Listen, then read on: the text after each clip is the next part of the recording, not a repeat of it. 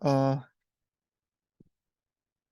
guys. So I'm recording this lecture video because I need to attend the workshop. So we will miss the class on Thursday.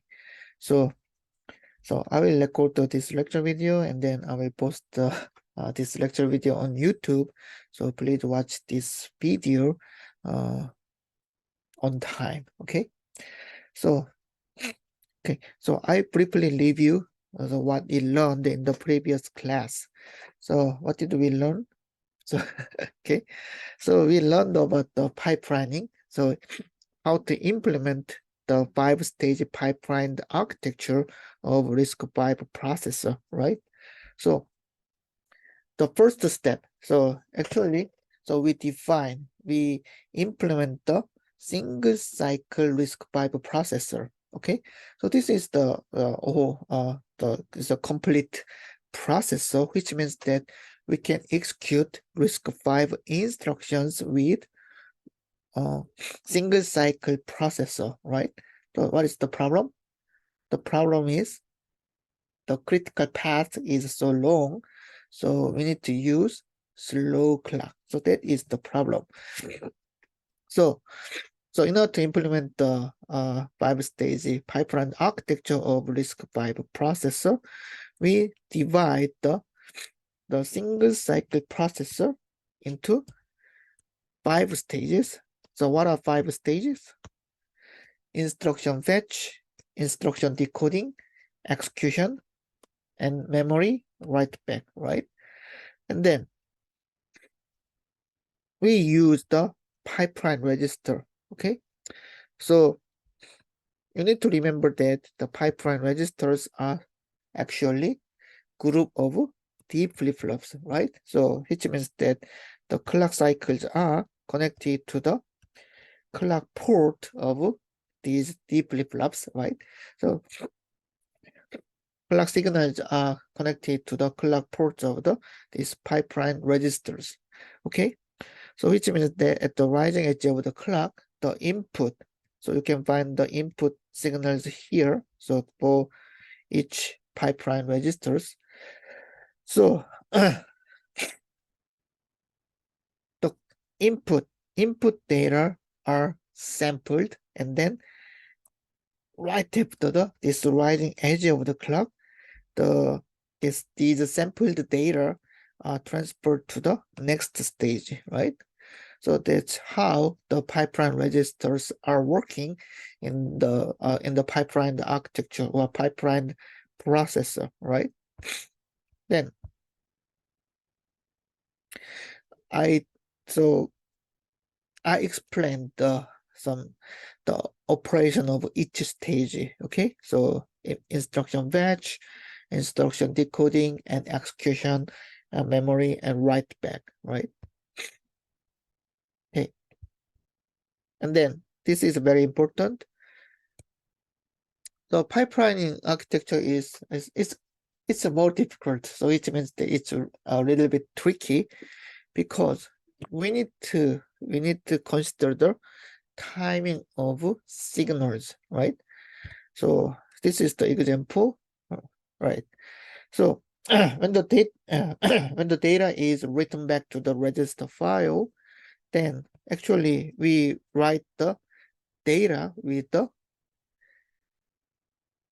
we write the data using destination register number, right? RD, because the data is written to the target register file indexed by RD, right?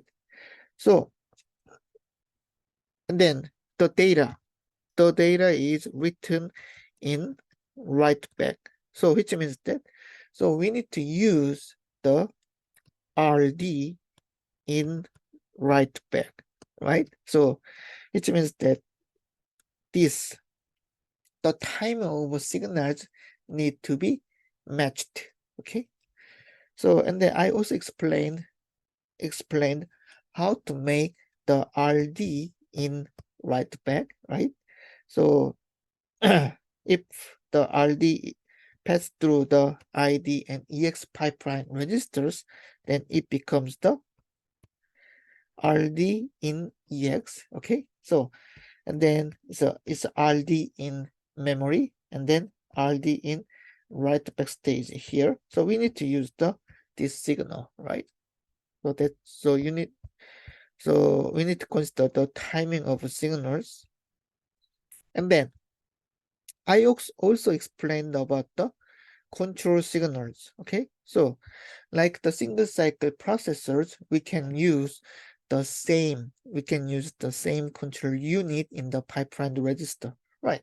So control signals are generated by OP code, usually OP code, and then these control signals are also provided to the control port of data path element, right? And then also when these control signals are given to the control port of the data path element, then we need to also match the timing of control signals. So that's what I explained in the previous class. So which means, for example, if a certain control signal is used, so it's used in a certain stage, then we need to use the control signals in this stage, right? So like some RD, the example of RD, then we can generate the control signals in a certain stage by passing through the control signals via pipeline registers. Okay. So and then so in this time, so I will explain about the data hazard again. So which means that so actually I will not explain about the definition of data hazard in this class. So and then I will explain how to handle data hazard in the pipeline processor. Okay. So then how can we handle data hazard in the 5-stage pipeline processor? So I will briefly explain how to handle data hazard in the pipeline processor. So in order to avoid the data hazard by R-type instructions, right? So we use data forwarding. So what is the data forwarding? So actually in the pipeline processor, the result of instruction is generated. The result of an instruction is generated in EX stage. Okay. And then also the next instructions require these results before in front of the ALU, right? So these are the result in EX stage. So then this result will be generated after the ALU, but the next instructions require these result. The next instructions may require this result before ALU, right? So this result can be then forwarded. So which means that the result of the previous instructions can be delivered to the input of ALU. So that is the data forwarding. So we can avoid data hazard by the R-type instructions using data forwarding, right? But I also explained that the data hazard by load. if the previous instruction is a load instruction, like the LW is a load word, then if the very next instruction requires the data from load instruction, then we cannot avoid data hazard, right? So which means that the next instruction needs to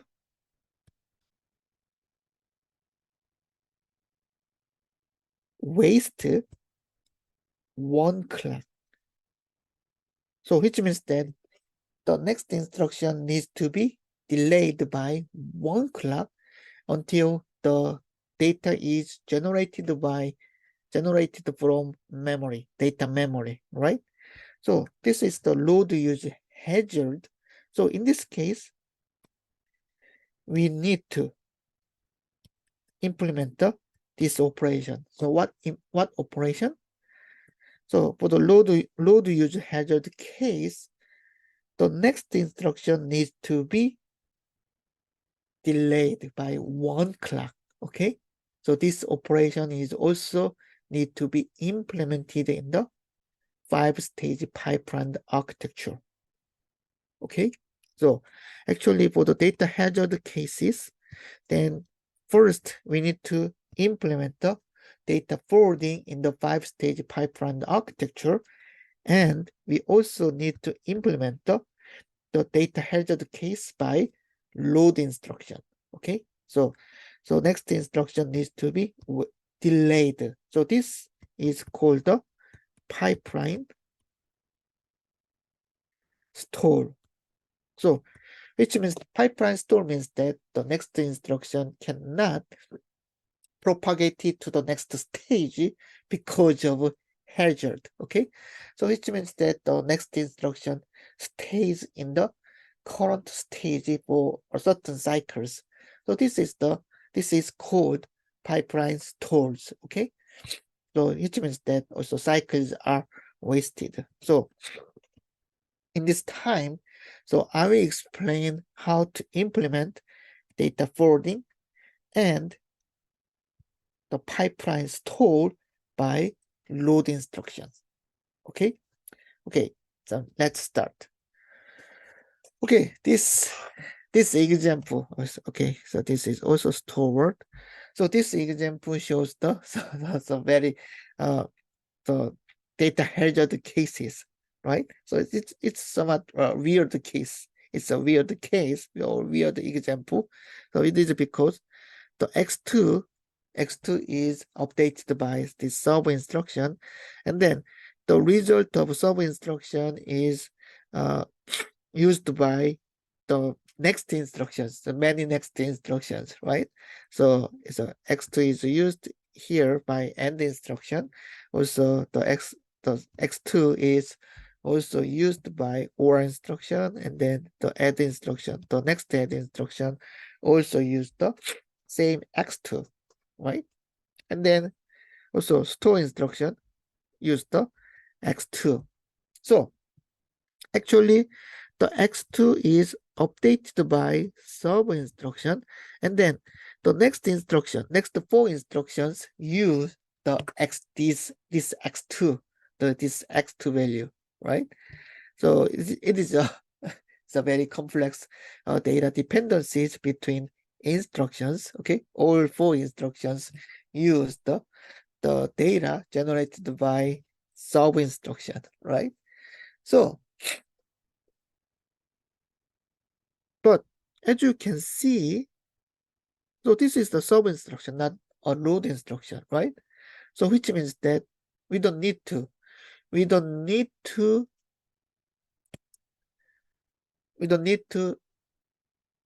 delay clock cycles for this case, right? Right? Because the data can be forwarded. Then from where? So data can be forwarded, but data can be forwarded from the different location of the pipeline processor. So I will explain. So this is the same situation. So this is sub, and then this is toward. Okay. So the sub instruction is will update the register x2, right? But the result will be generated at this point, right? The result will be generated at this point. So I mentioned that this result can be forwarded, so which means that it's delivered to the where? So the result data will be delivered where? To the input of ALU. Okay, so input is here, right? So in this example, and also uses x2. So this data can be forwarded. Then which data? So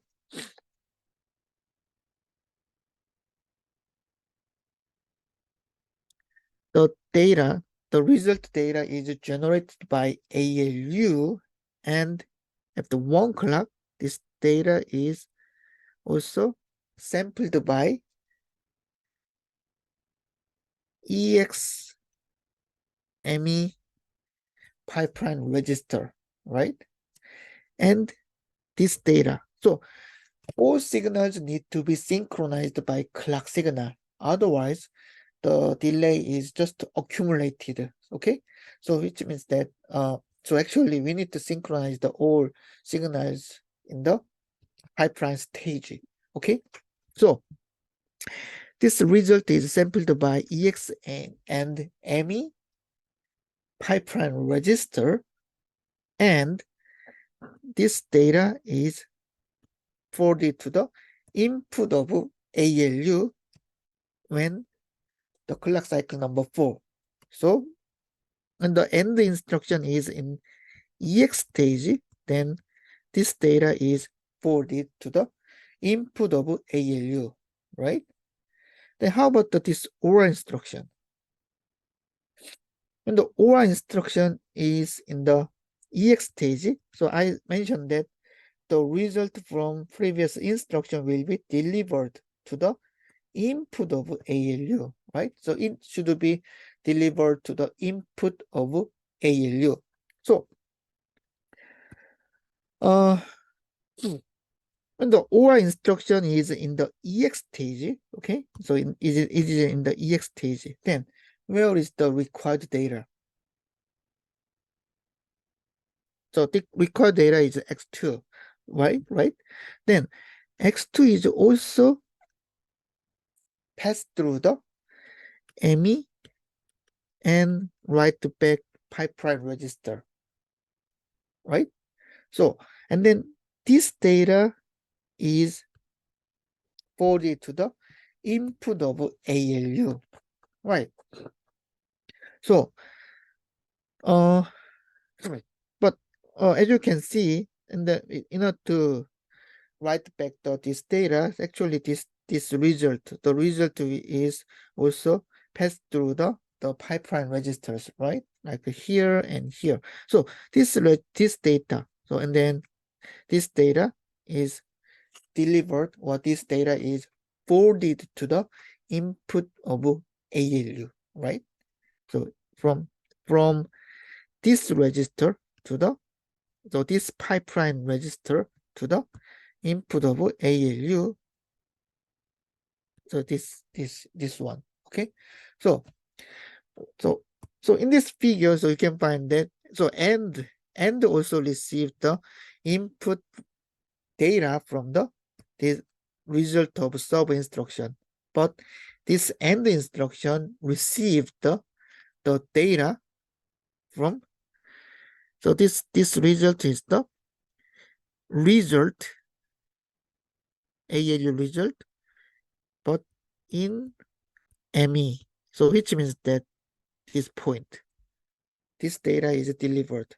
And then OR also received the data, but it received the data from this point. So it is the result in write back stage.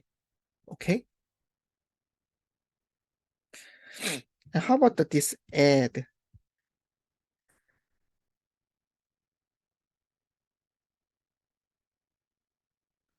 So this add also received data from x2, right? But in this case, we assume, so actually when for this case, so and the add instruction is here, so this is the ID stage, then sub instruction is in the write back stage. So which means that the data is being written back to the register file. So in this case, we assume that the register file support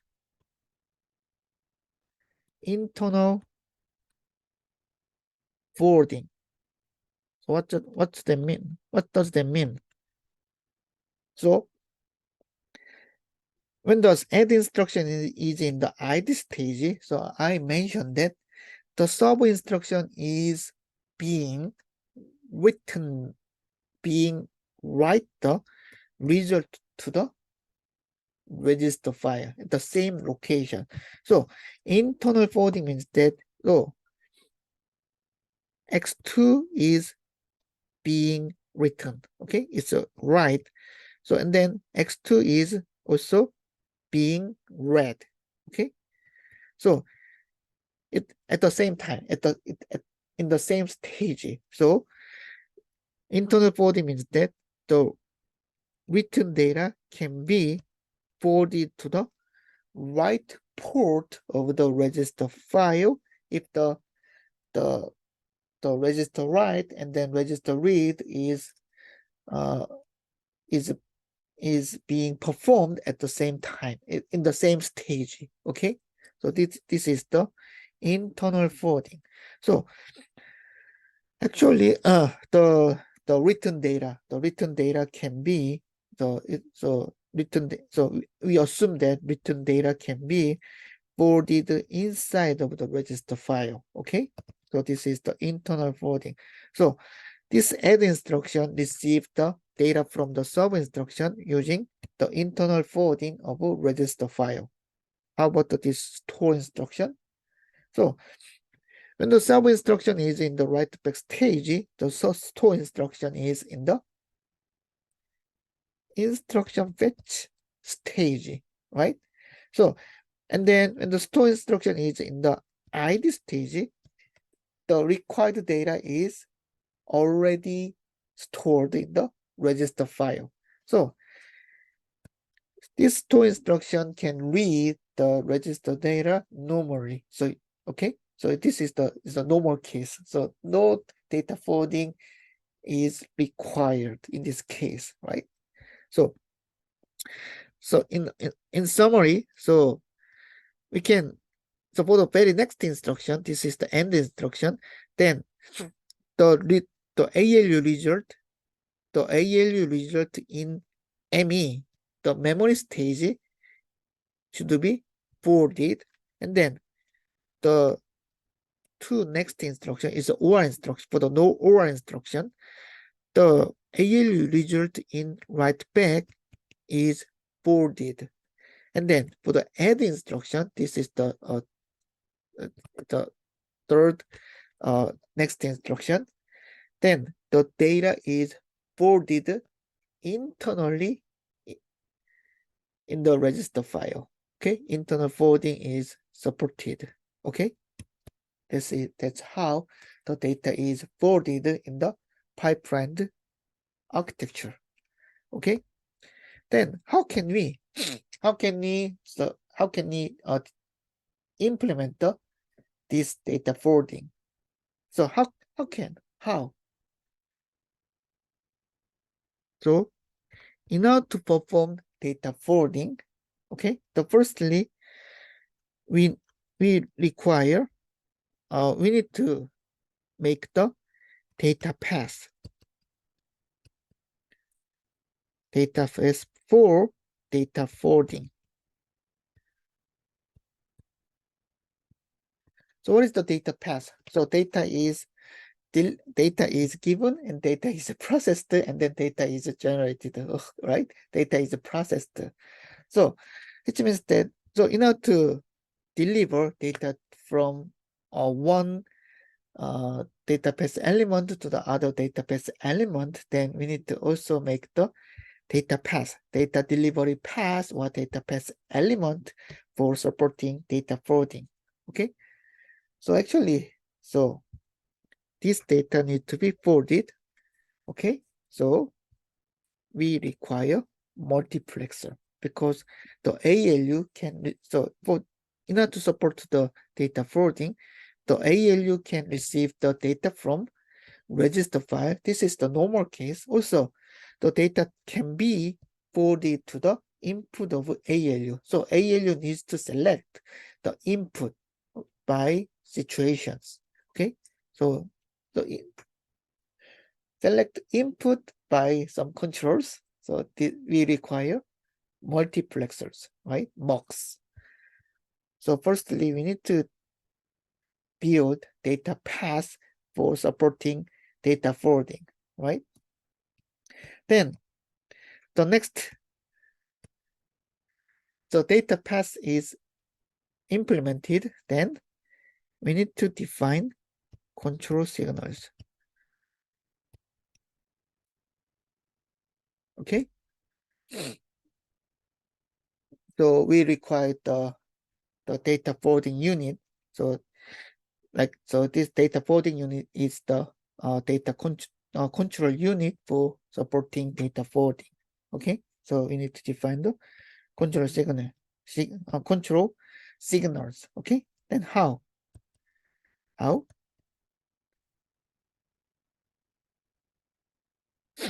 How? How did we make control unit?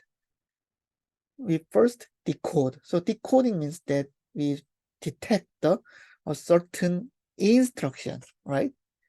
So in order to generate the control signals for data forwarding, the first we need to detect data dependencies. Okay, we need to detect data dependencies, and then based on the detected data dependencies, then we need to generate the control signals for data forwarding. So these are required steps. Okay, so firstly, we need to make the forwarding path. Okay, data forwarding path. So as I mentioned, the data is forwarded to the input of ALU. So and then ALU receives the two inputs, like input A and input B, right? And then in the normal case, the input A of the ALU receives the input from the register file, right here. And then input B of the ALU receives the data from the also RS2 data here. Okay. But I mentioned that the data can be forwarded from the here. So what is this signal? The ALU result is delivered to the memory stage, okay? And then via this EX and memory pipeline register. So this is the ALU result in ME, okay? And then this signal is represented as the EX mem, no, not this one. This is the ALU result, not this one, okay? Okay, so this is the ALU result in ME, okay? Also,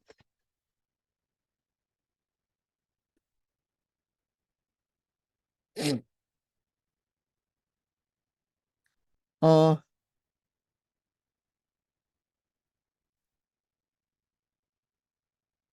and then this this signal is forwarded to the input of ALU, but this signal can be forwarded to the input A or input B, right? So if you see this figure, you can find that this ALU, okay,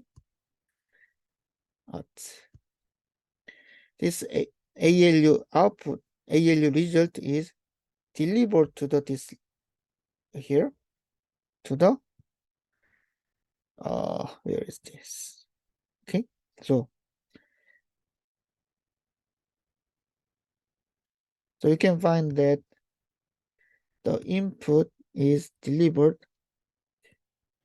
like here. Yeah. Okay, and then here and here. So as you can see, this input delivered to this multiplexer. So which means that based on the selection signal, this input can be also selected. Okay, this is the forwarding path from AL result in ME. Also, we have the forwarding path from write backstage. Okay, so in this case, we can think about the two cases, right? So one case is the ALU result. ALU result can be forwarded, and also the data can be also, the result data can be generated from data memory. Okay, so if the former instruction is the load instruction, then the data is also generated from the data memory. Okay, and then actually in the write backstage, the data after this multiplexer is the data in write backstage. Okay, so do you understand? So if the former instruction is the load word instruction, is a load instruction, then this is the data from the data memory. And then if the former instruction is the R type instruction, then this is the data from the former instruction. And then it's selected by this multiplexer. So actually in the write backstage, this data is the data in write backstage. And then this data will be forwarded. Okay? Because this is the data in the write backstage. So if you see this line, so you can find that this line is forwarded to this input of the multiplexer, right? So as you can see, then the ALU received the input data from this multiplexer, and then this multiplexer, this is the multiplexer for the forward A, and then this is the multiplexer for forwarding forward B. Okay, so which means that this multiplexer is the 3, 2, 1 multiplexer. Okay, so which means that multiplexer select one output from 3 inputs. Okay, and then these inputs are selected by forward A signal. Okay, so the firstly we implement the data forwarding path, and then in order to implement the data forwarding path, we use multiplexers, right? Because ALU input port can receive data from register file. This is normal case also, and then the ALU input can receive the data from ME stage, and then also the ALU can receive data from write backstage. Okay, so there are 3 input cases, and then we need to select the one input from these 3 inputs. Okay, one date, one output. Okay, so then it means we require multiplexers. Also, this data can be forwarded to the input of the data is delivered to the one of inputs of multiplexers. Okay, so data path. So data path is implemented. Then we need design control unit. It's a forwarding unit. Okay, so I explained that. So we need to generate the control signals. Then what are control signals?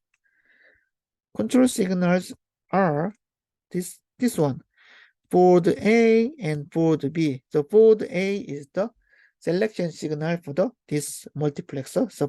So multiplexer for ALU input A, and then board B is the selection signal for ALU input B.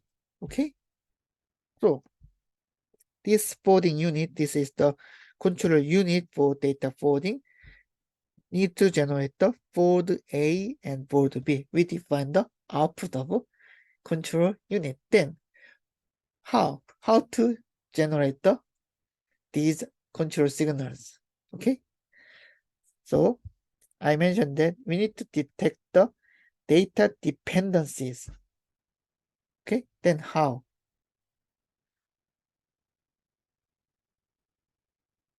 So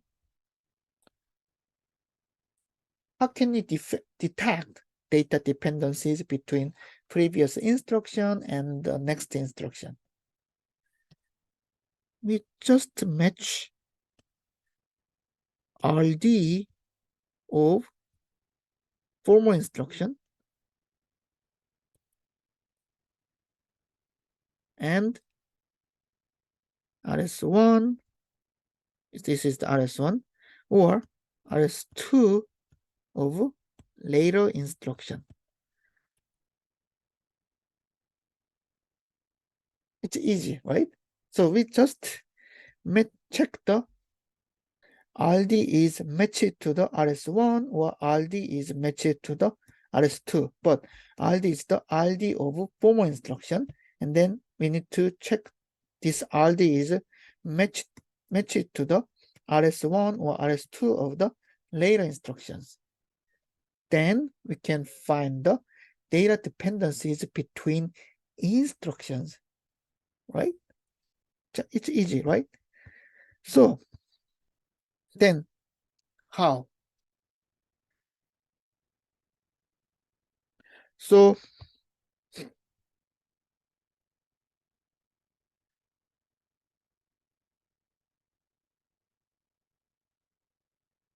in this figure, board A. So I mentioned that data is boarded. Okay. So data is boarded if the target instruction is in the EX stage, right? Because the boarding marks is in the EX stage, and then also the forwarded data is delivered to the input of ALU when the instruction is in the EX stage, right? So, and then data is forwarded here. So RD, and then RD is here, okay? And then RS1 and RS2 is here. So RS1 and RS2 is the RS1 and RS2 in the later instruction, and then when this instruction is in the EX stage, then we need to check the forwarding, right? So do you understand? So why did I mention this point? So it is because the forwarding is performed when the target instruction is in the EX stage, and then we need to compare the source registers because the data is forwarded if the source registers of the target instruction is matched to the RD of the previous instructions, right? So then we need to check the two cases, right? So the first case is that the RD in memory stage, and then it's matched to the RS1 or RS2 in EX stage. Why? So this is the former instruction. This is the later instruction, right? And then the second case is that RD in write back stage is matched to the RS1 or RS2 in EX stage. Do you understand? So if the former instruction is in the write back stage, then we need to match the RD in write back with the RS1 and RS2 in EX stage. So it is because the target instruction is in the EX stage. So for this case, so we match. So timing is, I said that timing is critical in the pipeline register. So we just compare the RS1 or RS2 in EX and RD in ME in order to check data dependencies between the former instruction in ME and the later instruction in EX stage, right? So in this case, the data in ME is selected, is boarded if this condition is met.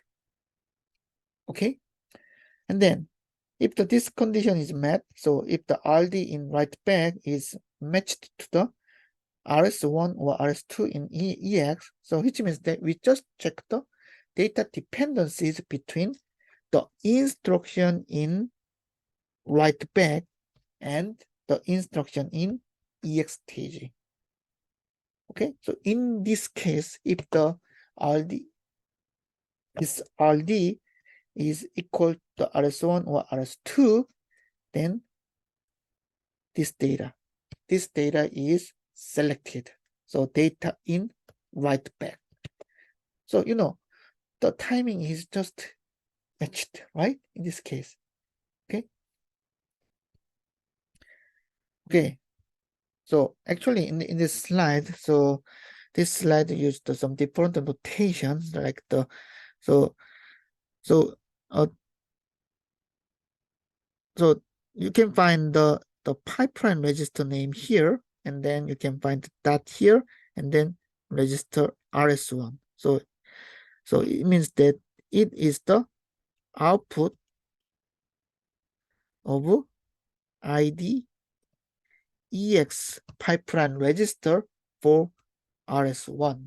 Okay, so which means that this is the ID and EX pipeline register, and then so this is the RS1, and then if the one clock, if the clock edge, then the RS1 will be sampled and then RS1 will be delivered.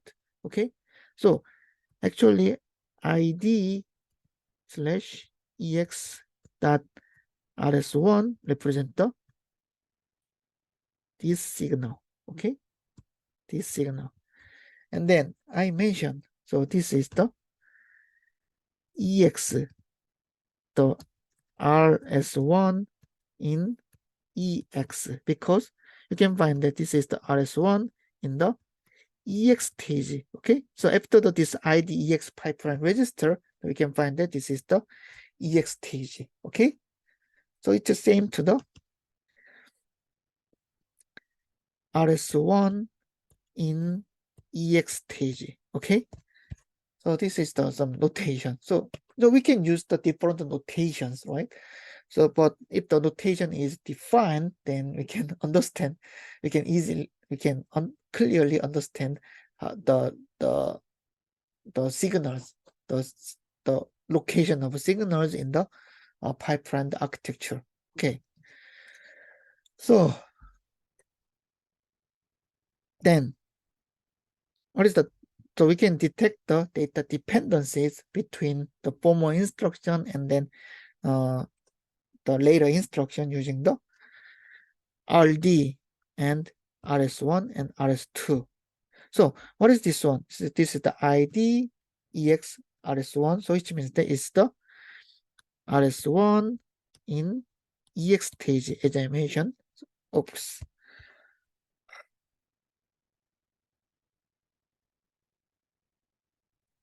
And then this is the RS2 in EX stage. Okay. Then what is matched? EX mem RD. So what does that mean? This is the RD in ME stage. Okay. So because this is the output of EX and memory pipeline register. Okay. So if this RD is matched to the RS1 or RS2 in EX, then you can find, so as I mentioned, the data is forwarded from the EX mem pipeline register. So what is this? This is the ALU result in memory stage.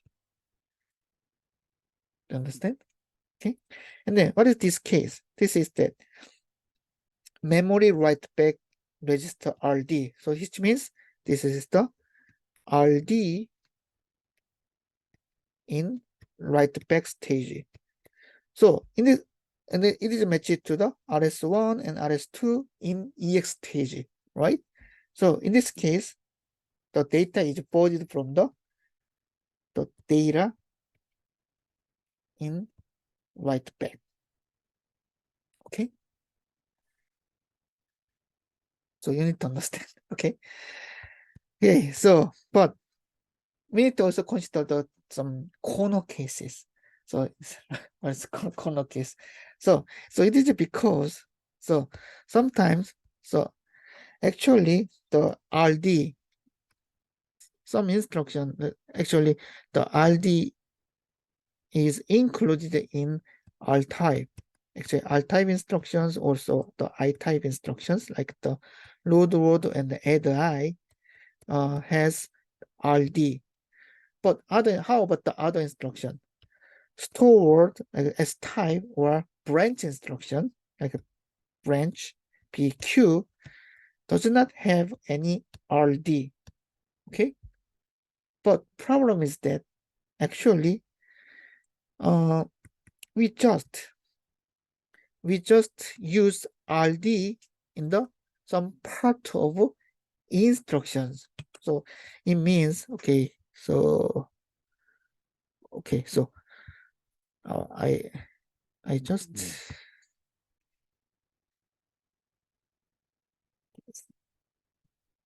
okay, so I will show the example. Wait a second.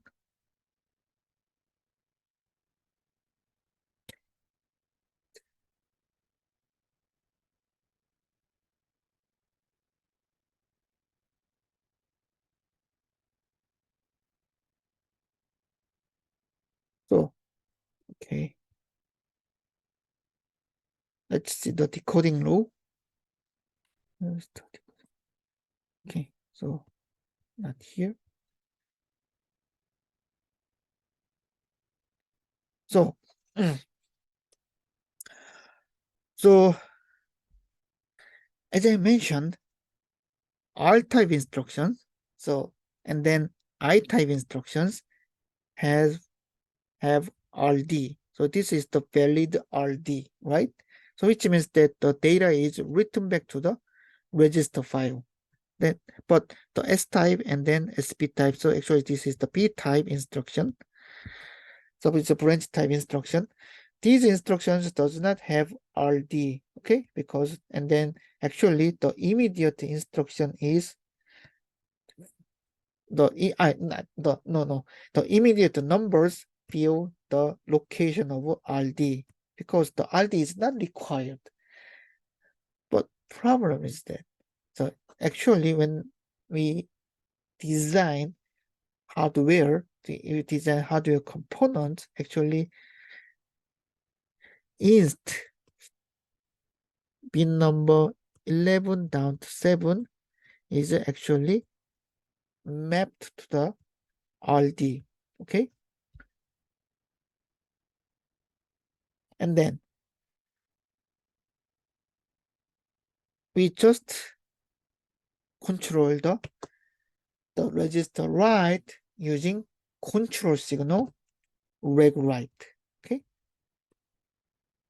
So if the reg write is 1, then RD is valid, but if the reg write is 0, then RD is invalid, right? So which means that actually even though the immediate number occupies this part, and then this is invalid, then we can just set the reg write is 0, right? And but the any data can be included in this field, okay? So which means when the hardware is implemented and designed, so RD includes the valid data if for the R type instruction and I type instruction. So in this case, the reg write is 1. RD may include the invalid data. Okay? So in this case,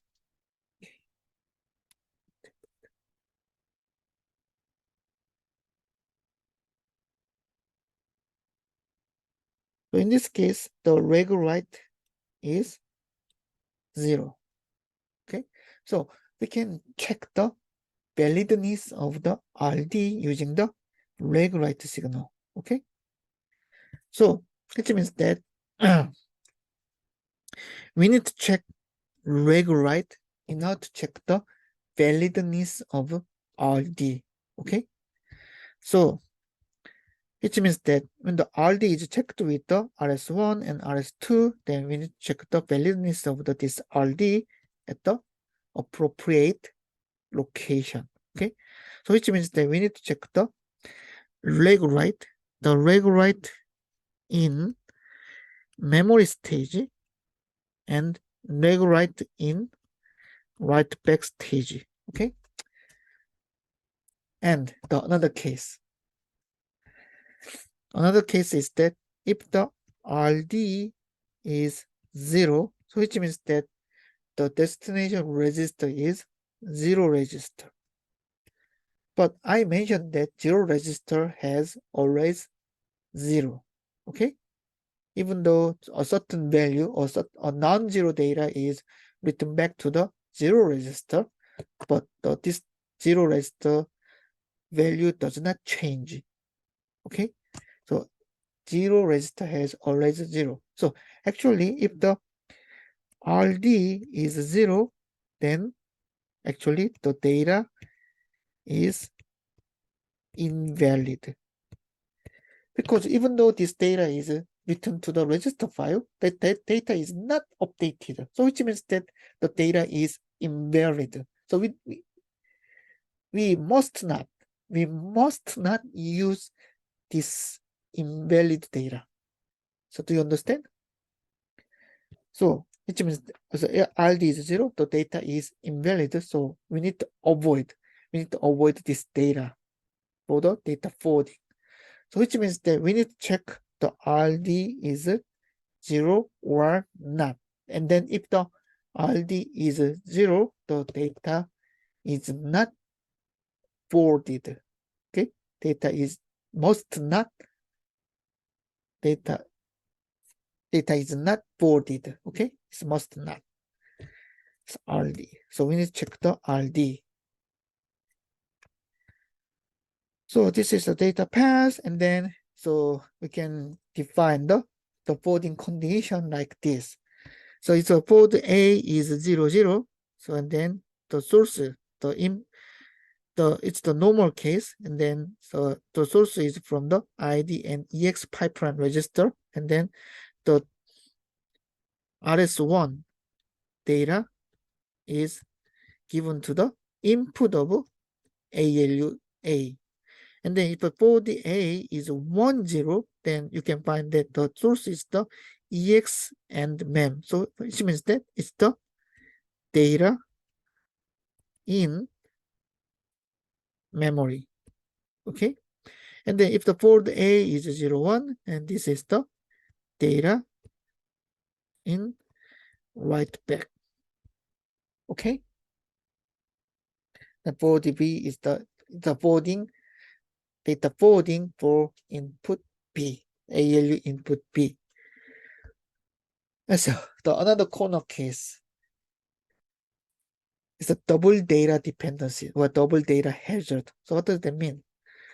So in this case, the add 1, add 2, add 3, add x1 is updated by this add instruction, and then it is forwarded to the second add instruction, add instruction number 2, and then the x1 is also updated, and right? Then how about this third add instruction? So what's the problem? For this third add instruction, so this third add instruction can receive data from the second add or the first add. When the first add is in the write back, then this add instruction may receive the data from this first add instruction, because we already implement the data forwarding path from the write back stage, right? And then also, this is when the second add instruction is in the memory stage, and then this data can be also forwarded. Okay, we just build the data, and then if we check the data forwarding condition, and then this is true, and then this is also true, right? So what's the problem? Oh, if we check the data forwarding conditions, this data forwarding is also true, and then this data forwarding is also true, then what should be selected?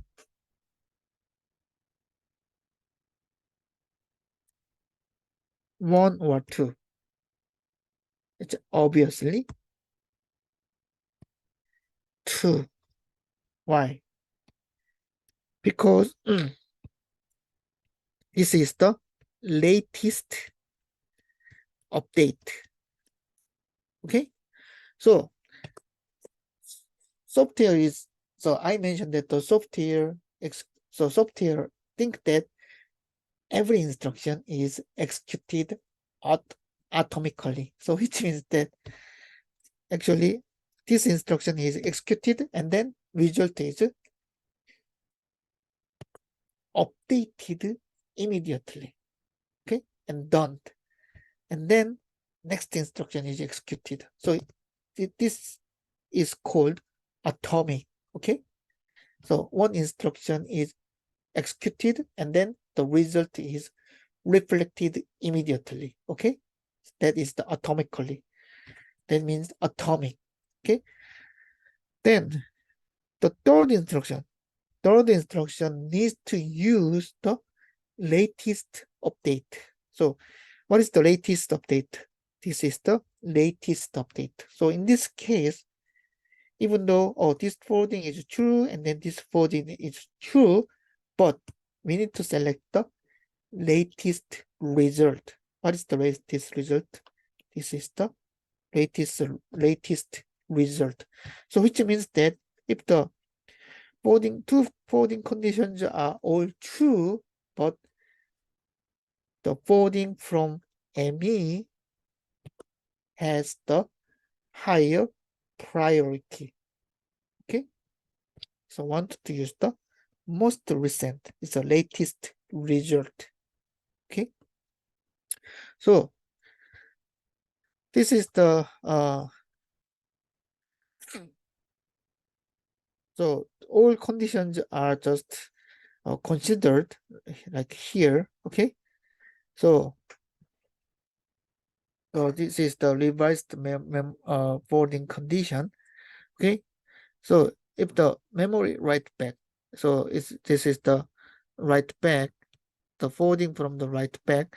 So regular write is 1, and then RD is not 0, and then the write back has lower priority. So which means that if the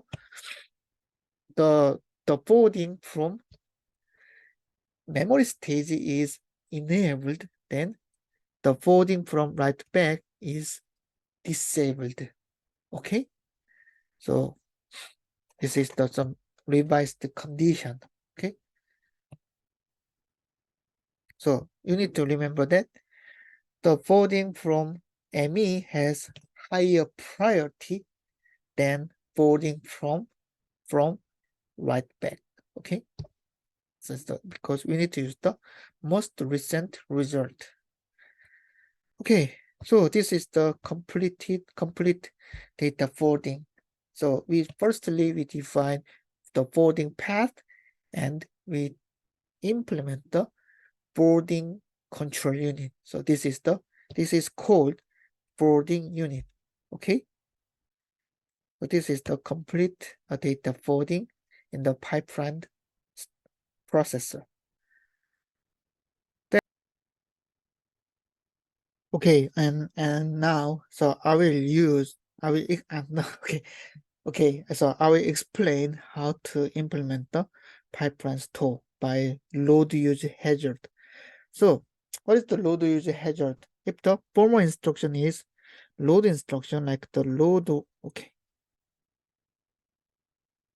word and RD, and then if the following instruction is any instruction that use the result of this load instruction, if the very next instruction uses the result from the load instruction, then we need to store this next instruction, right? So I already explained about the pipeline store. What is the pipeline store? So because of the load use hazard, the following instruction, so it means the next instruction stays in a certain pipeline stage. Okay, because this instruction cannot be executed, then this instruction is to be delayed by a 1 clock. So for the load use hazard, so this event is called pipelining stall. Okay, then for the load use hazard, then the even though the next instruction is in the EX stage, then this instruction cannot receive the result from the load instruction, right? So for this hazard case, so load use hazard case, the next instruction will be stay in ID stage, and at the 1 clock, so which means that if the load instruction is in memory stage, then the pipeline propagation is enabled, right? Then when the load instruction is in the write back stage, then the next instruction can be in the EX stage. Then this data can be forwarded to the EX stage. So I will explain like this. So this is the ID and EX stage and write back stage. Okay. If the load word is here, and then let us assume that add instruction requires data from the load instruction, right? So for the normal case, if there is no pipeline store, then so this is right back, not right back. This is the memory. It's a memory and right back. Sorry about that. Yeah. So if there is no pipeline store, then if the load instruction is here and then add instruction is here. So what's the problem? When the data cannot be forwarded, even though add instruction is here in the EX stage, the add instruction cannot be executed because there is no data. There is no valid data for this add instruction because load word is in ME stage, it's a memory stage, so data is not generated yet. Okay, so we need to avoid this case. Okay, so how? So we need to resolve this case. So actually, okay, here and here. So if the load word is here and then add instruction is here, and then so if the RD of this load word is equal to the RS1 or RS2 of this add instruction, then add for the next clock, add instruction stays in ID stage. And the only load instruction is propagated to the ME stage. Then what will happen? What will happen in this EX stage? Okay. So because the add instruction is not propagated to the EX stage, so actually there is no instruction in EX stage, and then this is called the bubble. Okay, so it's a bubble here. It's a bubble, or this is called the no NOP. So this is no operation. Okay, so the bubble is inserted in the EX stage, so which means that this means the NOP, so no operation. Okay, because add instruction is not propagated to the EX stage, so this is the no operation. Then what will happen in the next clock? Add instruction is here, and then load instruction is here. This is the also bubble, no operation. So in this case, we know the data from load word instruction, right? Because load word is in the write back stage, and then this data in load word can be forwarded to the add instruction in EX stage because we already have forwarding path. Okay, that's how the pipeline store is working in the by load use hazard. Okay, so the pipeline store is implemented. So the next instruction, which means that the following instruction stays in ID stage, right? So which means this data hazard, the load use data hazard case needs to be detected when the following instruction is in the ID stage. Do you understand?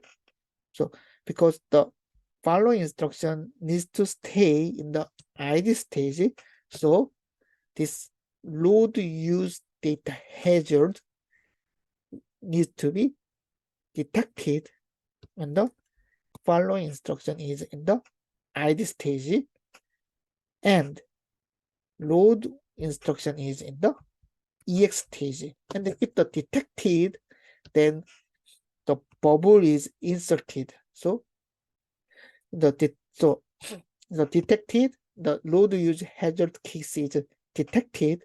Then in the next clock, the bubble is inserted, and then load word is propagated to the next stage. It's M stage. So this is load use data hazard. Load use data hazard is detected when a load instruction is in EX stage and the following instruction is in ID stage. Then if the load use data hazard is detected, then the following instruction stays in ID stage and a bubble is inserted. So no operation is inserted. So we need to implement this one. Okay, you need to implement the 5-stage pipeline processor needs to support this operation. Then how can we detect? So it's easy. So when a load is in EX stage and RD in EX stage is equal to RS1 or RS2 in ID stage, because the following instruction is in ID stage, then we can detect load use data hazard. So this is the case. We can detect the load instruction if the mem read control signal is 1, because the data is read, and then only the load instruction reads data from data memory, right? Then mem read becomes 1. So mem read is 1, and then I mentioned the load is in EX stage, so which means ID and EX pipeline register output of RD. So this is the RD in EX stage, and then the register RS1 is equal to so this is the RS1 in ID stage. Okay, instruction fetch and ID pipeline register. So RD in EX is equal to RS1 in ID. So this is the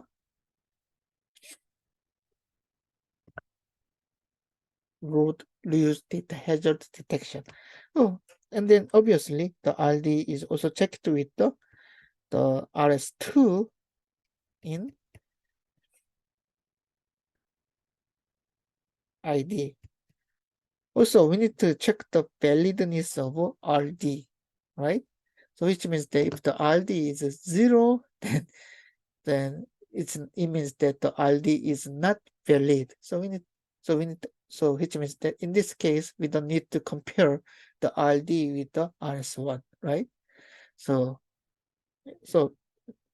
it means RD is valid, and then if the RD is equal to the RS1 or RS2, then it means that it's the load use data hazard case, right? So then how to store? So it means that we need to generate no operation.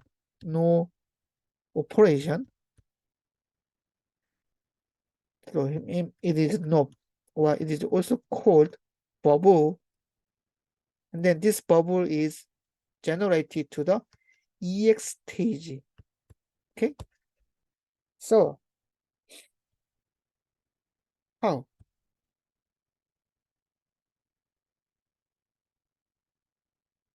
How to generate? So what is and actually in chapter 2, we learned about the pseudo instruction of NOP instruction. Okay. What is that? It's a NOP So it's a pseudo RISC-V instruction. So actually NOP is the add x0, x0, x0, right? Because so it means that actually the register is not updated. So I mentioned that when an instruction is executed, then this instruction will update register or memory, right? So which means, oh, register includes the integer register or general purpose registers or floating point registers or all kind of registers and PC, okay, program counter. So actually the register is updated if the reg write equal 0, 1, okay? And then PC is updated when the range, actually for the range equal 1, okay? And then memory, mem write, if the mem write equal 1, then memory is updated, is written. So in order to generate the bubble, then if we just make all control signals zeros, then it is equivalent to the NOP operation, okay? NOP instruction. Do you understand? So if we make all control signals 0, okay, and so which means that the register is not updated, and then the PC is not updated, and also the memory is not updated, then it is equivalent to no operation. So it's bubble. Okay? So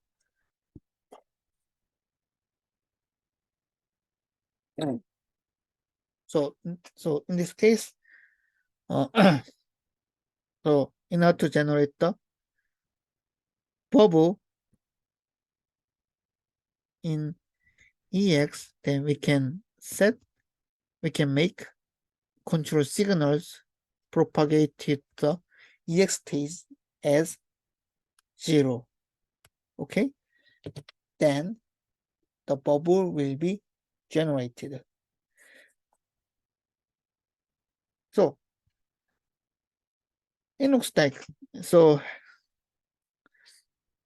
then when the bubble is generated here, then as you can see, so this is the output of the control unit, then you can find the 0 here. So actually the control, if the control unit generate the all zeros to the all control signals as 0, then this EX stage becomes the bubble. Okay? Then how about the instruction in ID and instruction fetch? The instructions in ID and instruction fetch stages need to stay in each stage, right? So let us assume that the add instruction is in the ID stage and the sub instruction is in the instruction fetch stage. And then because the ID stage is stored in the the add instruction is stored in the ID stage, which means that sub instruction cannot be propagated. It is because the ID stage is already occupied by add instruction. So which means, sub instruction is also needs to stay in instruction fetch stage. So when the load use hazard is detected, then bubble is inserted to the EX stage, and then load order is actually propagated to the memory stage, and the instructions in ID and instruction fetch stages needs to be stalled. Okay, it's those instructions stay in ID and instruction fetch stage. How? So how to make the instruction is stalled? So if we just disable the update of this IF and ID pipeline register, then the output is not updated. So which means that the output of this pipeline register is just maintained, right? So then we can, this instruction, the add instruction will stay in ID stage. It means, the write enable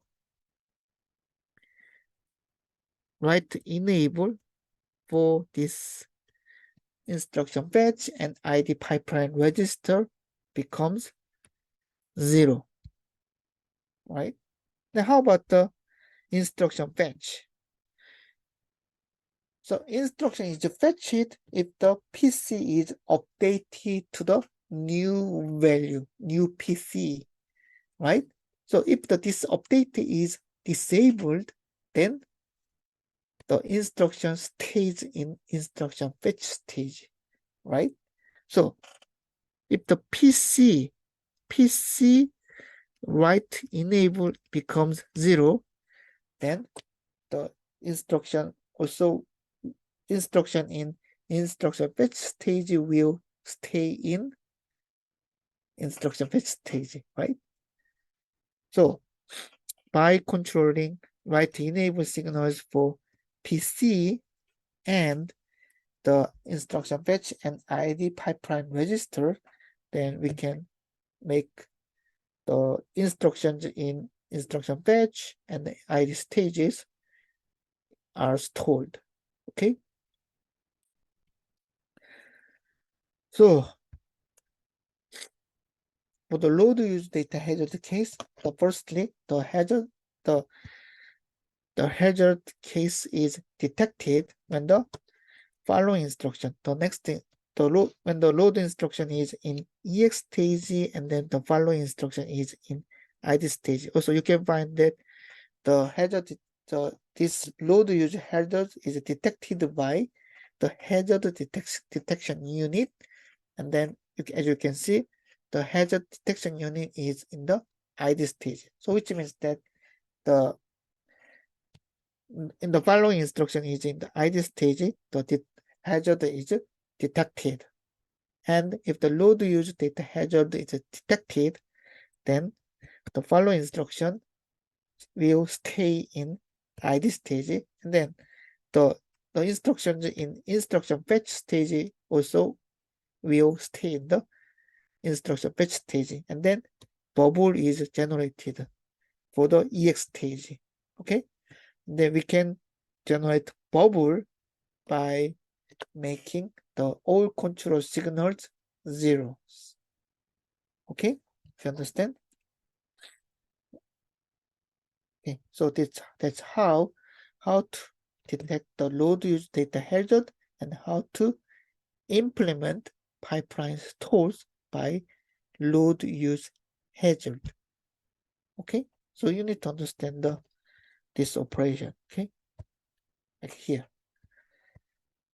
So so and then so when the load use hazard is detected, then the one cycle is wasted, right? Because the instructions stay in instruction fetch and ID stages, and then actually the bubble is generated. So this is actually no operation. So which means that the one cycle is occupied by no operation. So which means that one cycle will be wasted. Okay.